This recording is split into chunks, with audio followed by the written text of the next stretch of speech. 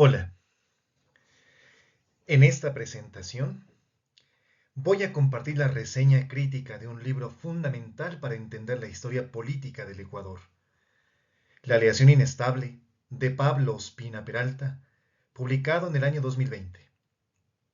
Esta obra nació de su tesis doctoral en la Universidad de Ámsterdam y se propone responder a una pregunta que parece sencilla, pero que esconde una enorme complejidad.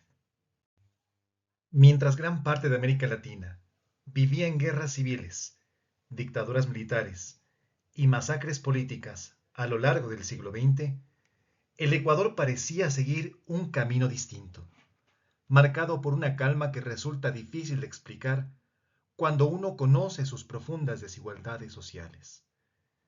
La pregunta central de Ospina es esta: ¿por qué un país con un Estado débil, con élites poderosas y con una mayoría de población campesina e indígena en condiciones de pobreza extrema, logró evitar los niveles de violencia que ensangrentaron a sus vecinos?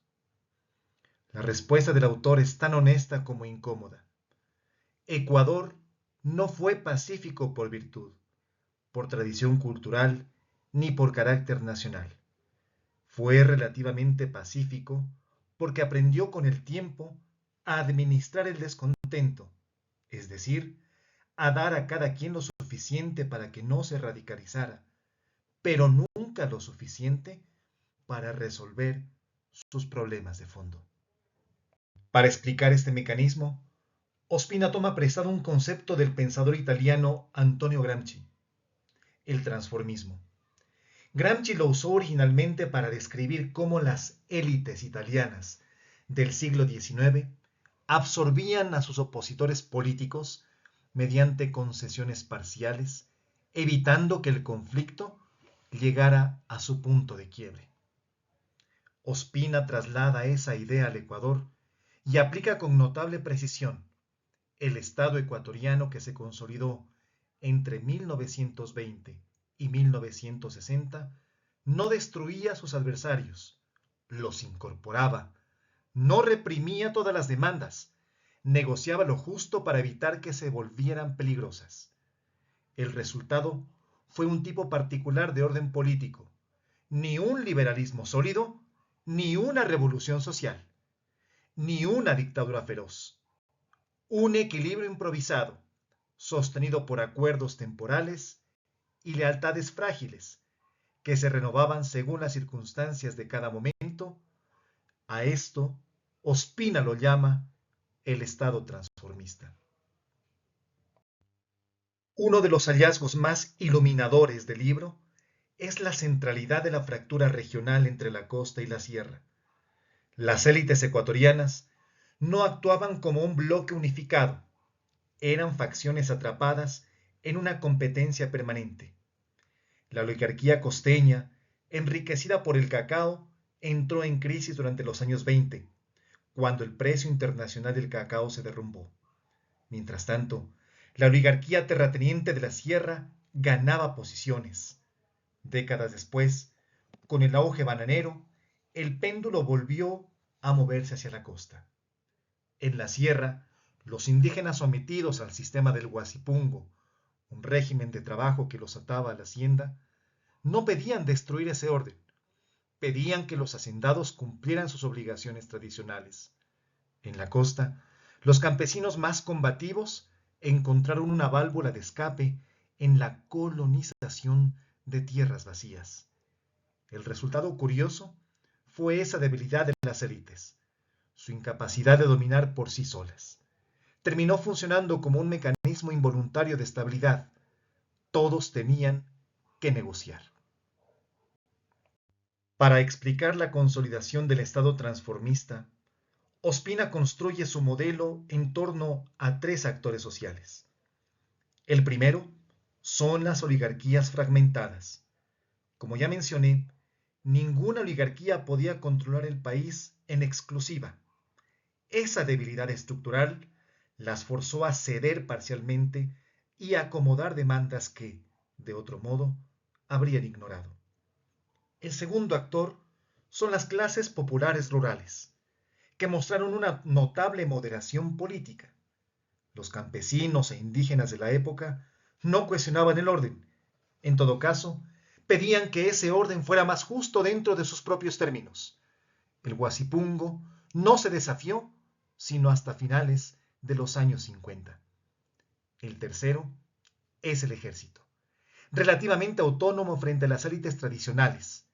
El ejército ecuatoriano fue transformado profundamente por la traumática derrota ante el Perú en 1941. Esa derrota llevó a los militares a buscar un nuevo acuerdo político que se cristalizó en la Constitución de 1946 con el Partido Conservador. Al no ser el brazo armado de ninguna oligarquía específica, el ejército no pudo ser usado como instrumento de represión masiva. Si el Estado transformista tuviera un rostro, ese sería el de José María Velasco Ibarra, 5 veces presidente entre 1934 y 1972. Velasco encarnó como ningún otro político ecuatoriano la lógica del pacto ambiguo. Gobernaba con una combinación desconcertante: carisma personal, retórica moral y distribución territorial de favores.